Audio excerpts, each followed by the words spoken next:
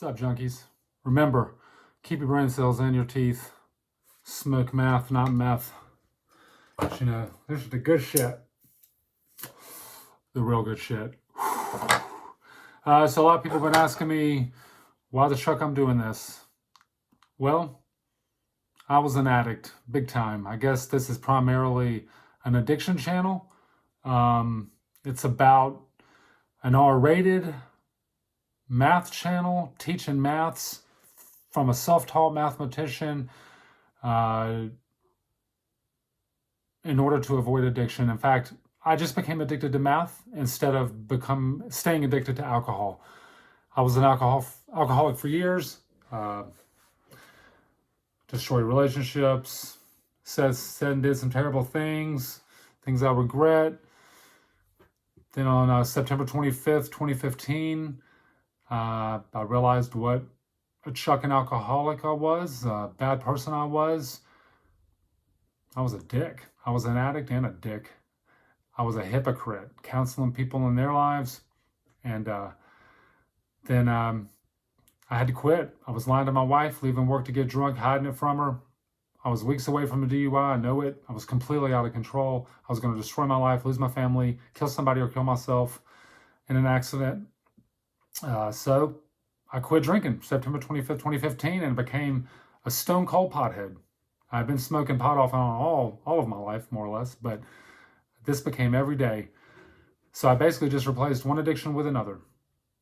Then my second daughter was born with a brutally terrible condition, and I read somewhere that her condition, which is a derivative of epilepsy, could be explained by mathematics. It's like, what the chuck? So I researched it a little bit and found out it was a nonlinear problem of many infinite variables. Didn't have any idea what the chuck that shit meant. I ran across this guy, Steven Sturgatz. I bought his book, Nonlinear Dynamics and Chaos. I got to page 10, and I had no idea what any of this shit meant. But if you look right down here on the right, it says epilepsy and life. And I was like, what? Life described by mathematics? There's no way to describe that shit with mathematics. But it was enough to intrigue me. And I started math on January 1st, 2017. And I started from scratch. And I continued with the pod for a little bit, but then I realized doing math high wasn't working, so I had to make a tough choice, and I finally dumped that addiction too. And I just became addicted to math, and I became a math head junkie. And it's therapeutic, and that's why I did this shit. So what is math? I'm sure most people go, my head hurts thinking about it, because it's too hard. But math, I believe, is something that we have no choice in doing. You do it every day whether you like it or not, especially probability. You assign a probability to you surviving to the end of the day, every single day, whether you know it or not.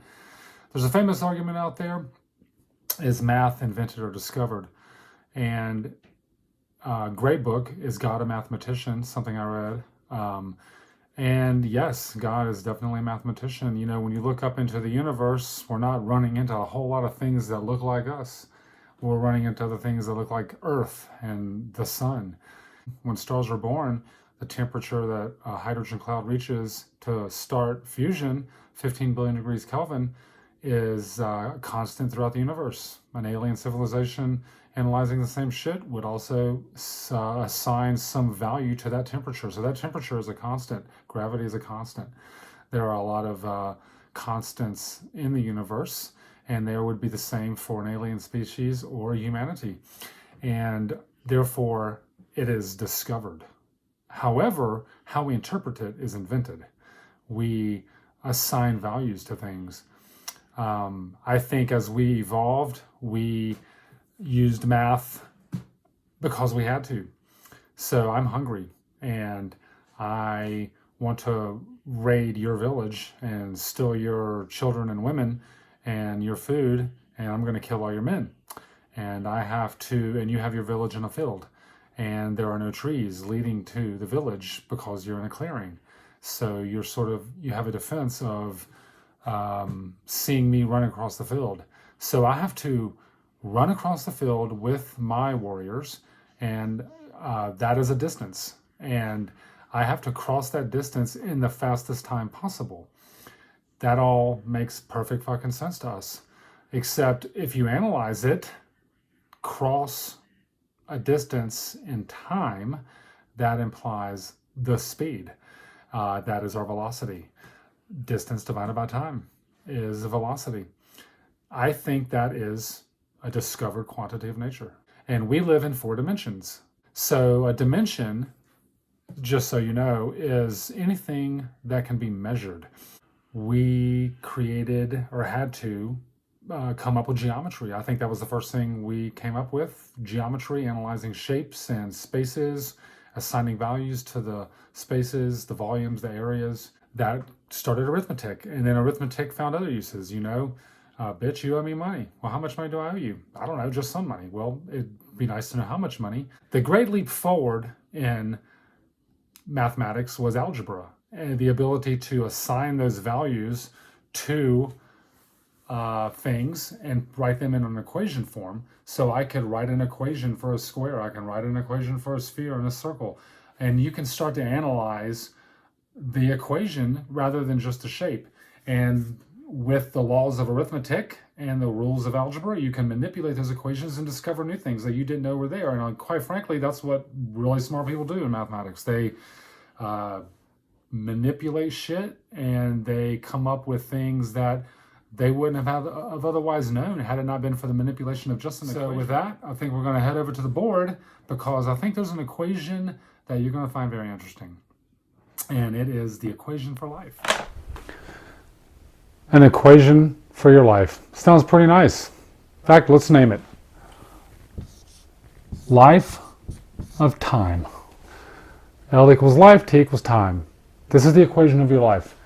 And it pretty much is the sum of all the decisions that you make in your life. How much alcohol you drink, how many drugs you do, how much time you spend with your kids, how much you go to work, how much you don't go to work, all that bullshit adds up every single day. So do you think you could tell me an equation for your life?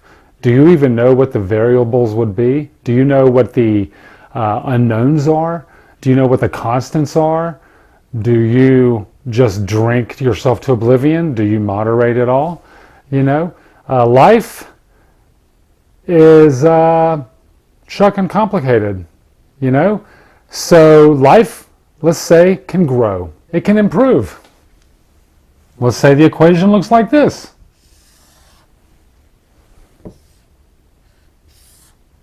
This means it's growing. As time goes forward, it's growing. This actually has a mathematical representation. Well, that would be a t. E to the t. Let's say that your life sucks. Let's say it's you're making all kinds of bad decisions, and you're getting fired, you're losing your job, you're doing lots of drugs, and it looks like this. Well, that's called decay. It has a mathematical counterpart, e to the negative t. Let's say life was going really good, yeah, and then it stalled and you were kind of like, what the fuck's going on? And then your life started to suck again. Well, this also has a mathematical representation. We're going to call that y equals sine of t. So the long story short here is life can grow, life can decay, and life can be cyclical. So there's no reason why we can't apply an equation to our lives. So let's say that we could do that. And, I guess a lot of us do. But let's say that all the decisions I make every single day, from the day I was born till the day I die, had a graph. And let's say that graph looked like this. At t equals 0, I was born. And of course, I was growing and learning. And at some point, I made some bad decisions, and my life went downhill. And let's say that I turned it around. And let's say life was going good again. And then let's say that I made some bad decisions and I really sank and lost everything. And then let's say I improved for a little bit, but by now I was old and I declined and I died. Right there, T equals death. This was the equation of my life. Let's say we wanted to analyze our life, all right? And how would we go about analyzing the graph of our life? Well, we'd obviously be interested in areas of the graph. What was going on here that made life shitty for me for a while? You know, why was I improving and then I flatlined and then life started to suck? All right, well, all these lines are called slopes. And when the slope is positive, it goes that direction. When the slope is 0 or there's no change, it's horizontal. And when the slope is negative, well, you were making bad decisions. So I think it's safe to assume that we could zoom in on this little piece right here. And let's take that square up here. And let's look at it. Well, hey, now it looks like a line and a triangle. So in essence, I can analyze all the decisions in my life by looking at all of the components of that triangle. That is called differentiation, and it is 1/2 of calculus. Zooming in really, really far till the shit looks straight and linear is exactly what differentiation is. That doesn't sound so scary, does it? So I'm basically telling you, you can take a complicated chunk and graph like this, zoom way in till it looks like a linear equation, analyze it. That's called linearization, and it's why in nonlinear dynamics, they linearize around a point because you can't understand everything going on.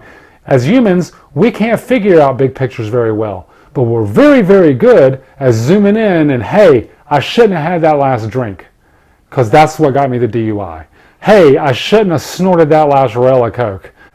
So my thought is that in your life equation, if I were to take the first derivative of my life equation, and that's denoted as L prime of t, I would say that life's first derivative are the decisions that you make every single day.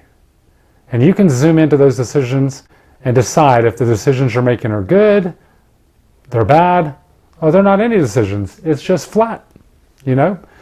So now, let's say I want to look at the area under the graph.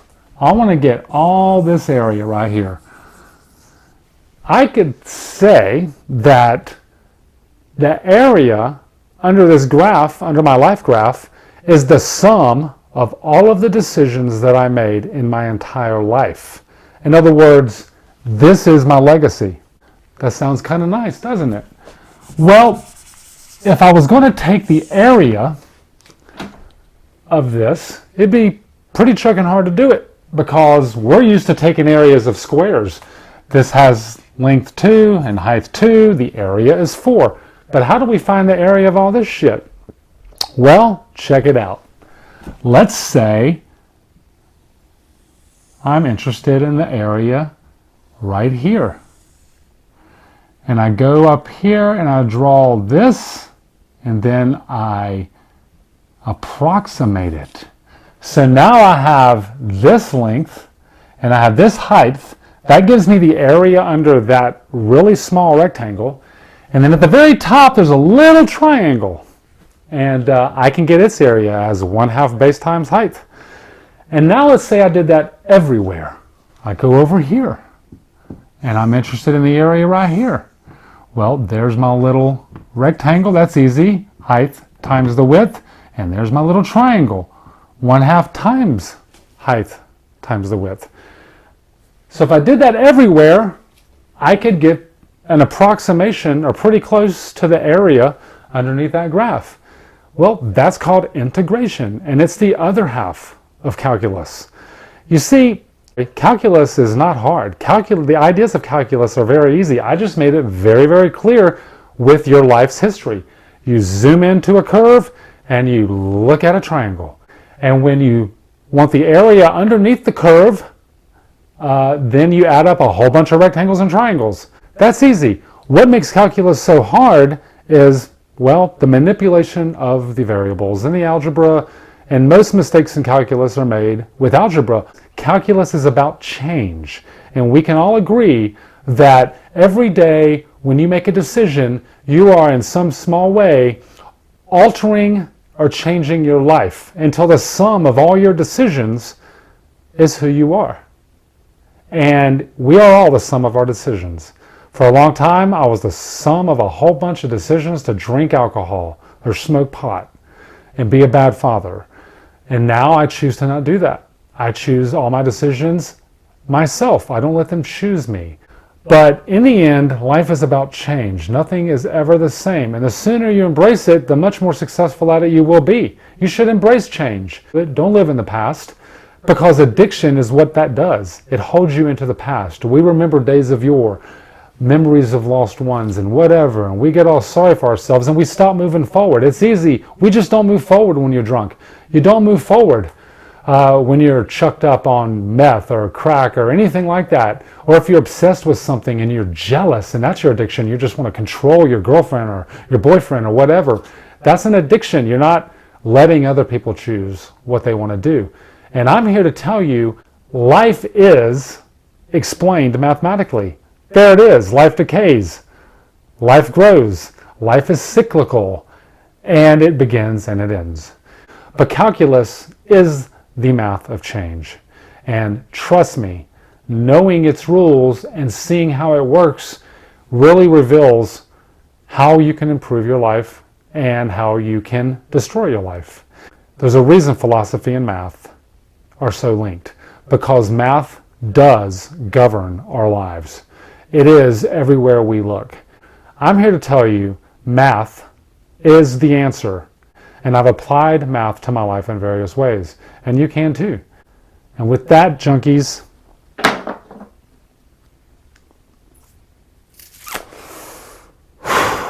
smoke math and keep your teeth.